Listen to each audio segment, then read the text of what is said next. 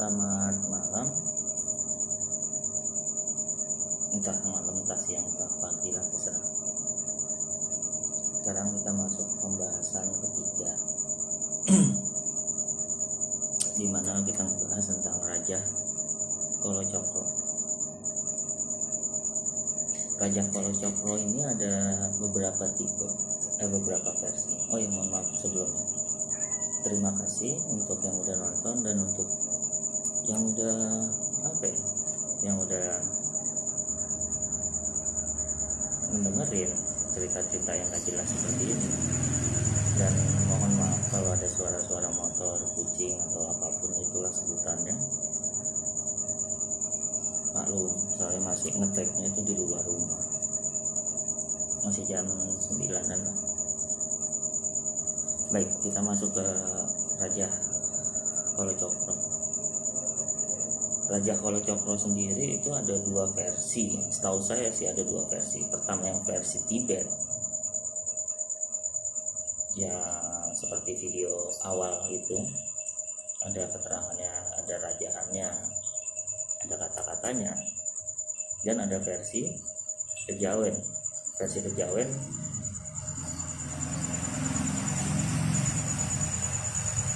Versi Kejawen itu yang banyak lah mantranya di Google, kita tinggal cari sendiri. Tapi yang mau dibahas sebenarnya lebih ke arah alur energi, arah energinya, sifat energinya, panas atau apa, atau cara untuk mendapatkannya. Antara versi satu, versi Tibet sama versi Kejawen itu sama aja sebenarnya. Cara ngedapetinnya pun sama, mempelajarinya pun sama. Yang membedain adalah energinya. Kita bahas yang pertama dulu, yang versi Tibet. Dimana versi Tibet itu cara ngedapetinnya harus kalau bahasa kita tuh ngewiri, bertapa, semedi, hampir lebih dari minimal 10 tahun ataupun paling cepat itu 1 tahun. Tergantung si pelakunya, tingkat pemahaman si pelakunya dari mantranya itu. Sebenarnya Raja Kalacakra menurut versi Tibet adalah doa-doa yang mengarah ke Yamantaka. Tapi saya nggak mau bahas lebih dalam masalah itu. Yang mau saya bahas adalah energinya aja. Ketika kita nyoba energi dari versi Tibetnya, ini hanya untuk yang mendengarkan aja, hanya untuk yang ngelihat. Coba teman-teman yang baca atau melihat, coba baca Rajahan Kalacakra versi Tibetnya, tapi dengan didawam. Setelah itu rasakan aja di dada sini rasanya seperti apa, panas kah, atau adem kah, atau apa. Untuk itu silakan nanti rasanya seperti apa di akhir video ini akan saya jelaskan. Ditambah lagi, berisik banget motor lalu lalang ini. Mungkin next videonya saya akan ngetek di kuburan aja biar lebih sepi. Oke, balik lagi. Jadi lupa. Maaf, bentar dulu. Oke. Untuk mendapetin versi 1 seperti yang tadi saya bilang, paling cepat setahun dengan caranya ya meditasi, dawamin mantra-mantranya itu didawamin. Sebenarnya mantra itu adalah doa kepada Yamantaka.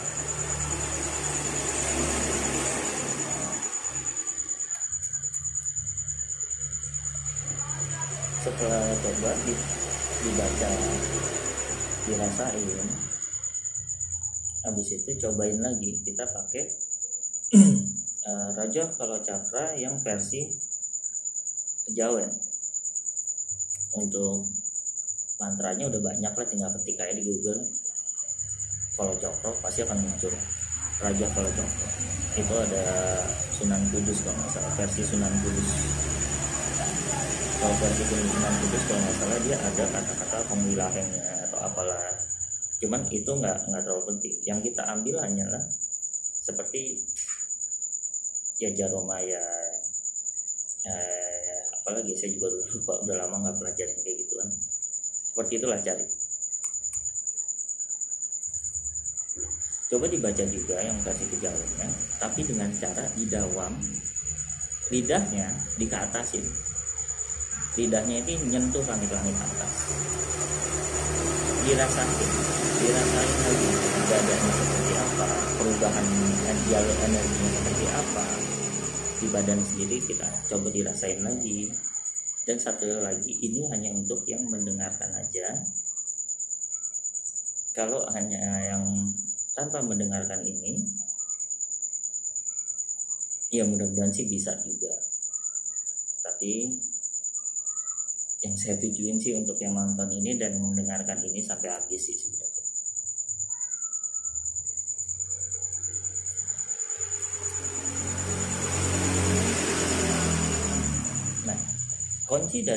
Inti dari Raja Kalacakra ataupun inti dari semua keilmuan itu, ketika kita mempelajari keilmuan, coba hilangin rasa nafsunya, nafsu ingin menguasai keilmuan atau nafsu pengen bisa suatu keilmuan itu, coba dihilangin.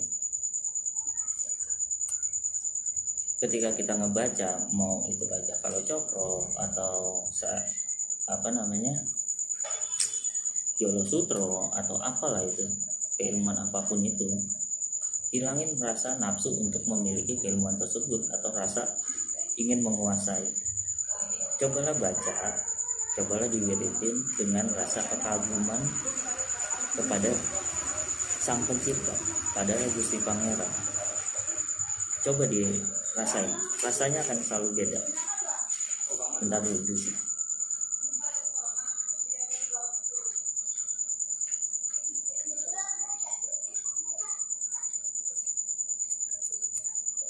Ketika kita ngebaca suatu mantra Raja Kalacakra, kita fokus di Kalacakra dulu.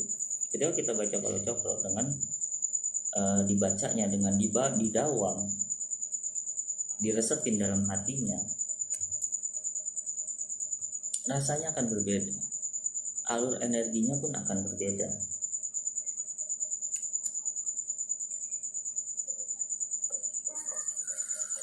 Bentar dulu.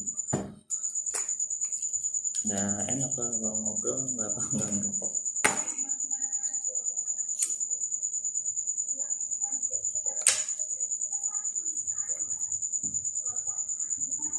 Bukan cuma keilmuan aja sih, ketika kita ibadah pun berdoalah dengan rasa kekaguman, memintalah dengan rasa kekaguman juga atas ciptaannya, atas semua Sang Pencipta. Dan jangan lupa berterima kasih. Seperti di video sebelumnya kan saya selalu bilang, awalilah semuanya dengan berdoa, awalilah semua dengan niat baik, niat tulus, tanpa ada rasa apapun itu.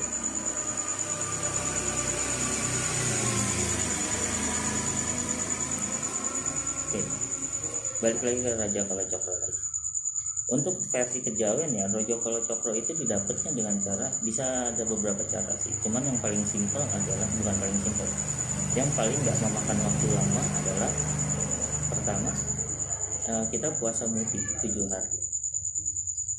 Dimulai dari Selasa Kliwon, malam Selasa Kliwon udah mulai.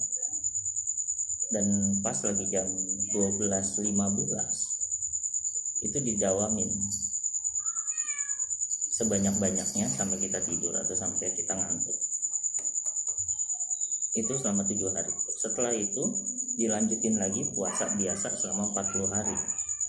Dan minimal dibaca Raja Kalacakra-nya itu minimal dibaca dalam 1 hari adalah 99 kali. Dan ketika kita mau keluar rumah, kita baca 3 kali. Apakah itu sudah dapat? Oh, belum tentu itu udah dapat. Ketika dilakuinnya karena dilakuin puasa dan semuanya itu dilakuin dengan rasa pengen memiliki, pengen menguasai, hasilnya akan 0. Tapi lakuinlah karena keinginan menghargai, mengagumi ciptaan Gusti Pangeran.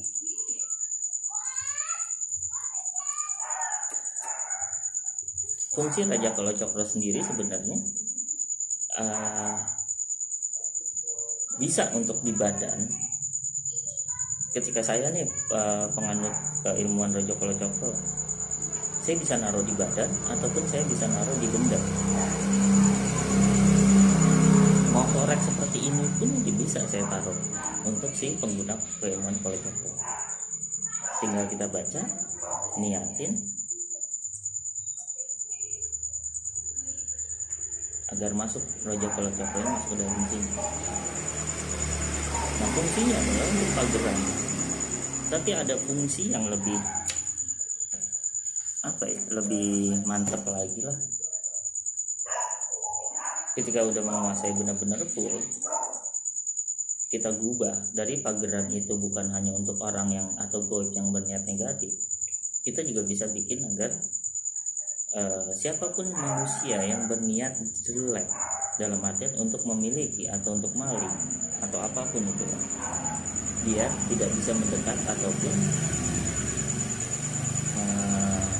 nggak bisa bergerak lah. Kalau ibaratnya kalau ada orang mau nyopet nih, ternyata dompetnya udah kita isi Raja Kalacakra, nah orang itu akan sesuai apa yang kita ingin, sesuai misalnya ketika lagi musik biar yang maling itu nggak bisa bergerak, udah dia akan nggak bisa bergerak sampai si punya ini mengizinkan dia bergerak. Tapi bukan kelemahan sih, efek bukan negatif juga. Raja Kalacakra ini kalau bisa ketika dibaca atau dipelajari, jangan dekat-dekat sama orang yang lagi hamil muda. Takutnya energi Kalacakra ini akan mengganggu si janin, energinya akan mengganggu, takutnya itu ya. Kita kan jaga-jaga aja.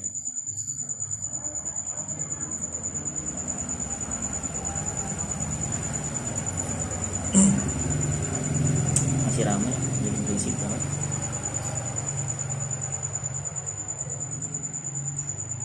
Nah, balik lagi seperti yang saya tadi bilang, ketika udah dari awal saya bilang kan, coba untuk didakwam, dibaca dan dibandingin. Kalau tidak ada rasa panas, kalau untuk Raja Kalacakra versi Tibet, energinya dia itu panas dan lebih liar dalam artian bisa dipakai untuk menyerang orang. Tapi saya nggak akan ngasih tahu triknya supaya bisa dipakai untuk menyerang orang. Benar, basic. Oke, lanjut. Saya nggak akan ngajarin triknya untuk menyerang orang menggunakan Kalacakra, tapi saya hanya nge-share aja cara, nge-share aja fungsi selain dari pageran. Apakah Kalacakra yang versi kejawen nggak bisa untuk menyerang orang? Bisa, tergantung pemahaman dari setiap makna ya, bukan arti. Kalau arti banyak, tapi maknanya tergantung si pelaku keilmuan ini pemahamannya udah sampai mana, pengertiannya udah sampai mana. Itu tadi versi Tibet. Nah, versi kejawen energinya panas sih panas, tapi lebih konstan. Konstan itu maksudnya dalam artian lebih padat,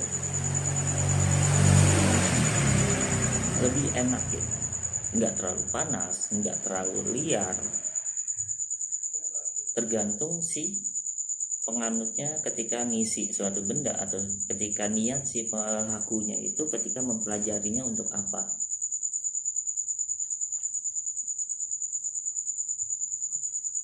Di sini saya bukan menggurui atau mengajarkan, hanya berbagi pengalaman yang sudah saya jalani, hanya berbagi pengalaman. Antara versi 1 atau versi kejawen, versi Tibet atau versi kejawen, keduanya itu dilandasi ketika untuk mempelajarinya, keduanya dilandasi oleh rasa mengagumi ciptaannya. mengagumi kebesarannya, kebesaran Gusti Pangeran atas semua ciptaan.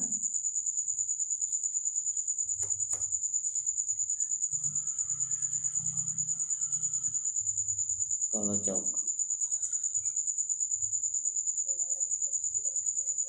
untuk penganut, bukan penganut sih, untuk pelaku yang mempelajari keilmuan kolocok, untuk yang punya, di dadanya dia akan terlihat cakram. Semakin tinggi dia akan semakin berwarna emas. Level terendahnya dia berwarna merah, merah keapian, merah terang lah, merah api gitu. Merah api, terus yang merah api hitam langsung berubah ke emas. Ketika sudah masuk ke warna emas di dadanya, yang bisa melihat hanya orang-orang yang mempelajari supra juga dan mata batinnya atau mata zahirnya terbuka.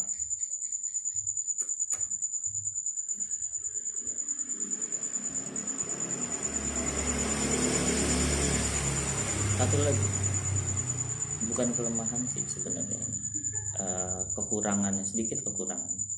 Untuk pelakunya, pelaku keilmuan kolocokro, ketika dia mengamalkan atau mengisi suatu benda, ketika dia masuk emosi aja sedikit, kayak emosi untuk orang lain bisa, dia bisa, gue harus bisa lebih dari dia, atau ketika lagi marah terus dia ngisi, energinya bukan semakin besar tapi justru semakin kecil. Ibaratnya tinggal disentil aja juga udah pecah pagerannya.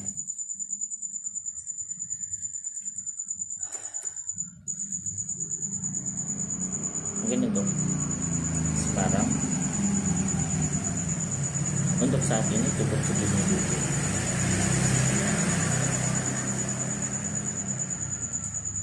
Next video mungkin saya bahas tentang apa ya namanya, keilmuan yang jarang dibahas, Jolo Sutro gitu aja.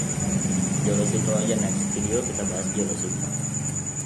Mungkin untuk sekarang udah selesai pembahasannya, hanya segini berhubung waktunya dan juga ngeteknya juga masih berisik, saya juga nggak nyaman, dan juga udah banyak yang datang nih. Ketika dibahas pasti mereka datang.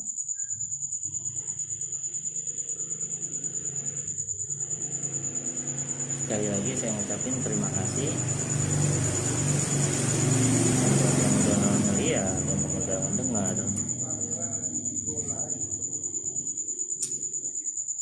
Sekali lagi, jangan juga, ini bukan mengajarkan atau menggurui atau apapun itu sebutannya. Ini saya hanya nge-share apa yang udah pernah saya alami, apa yang udah pernah saya jalanin, dan juga terima kasih udah yang udah ngeliat, udah ngedengerin.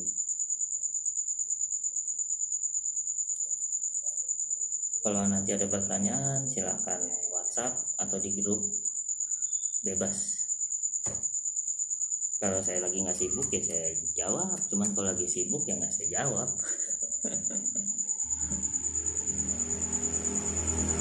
Oke.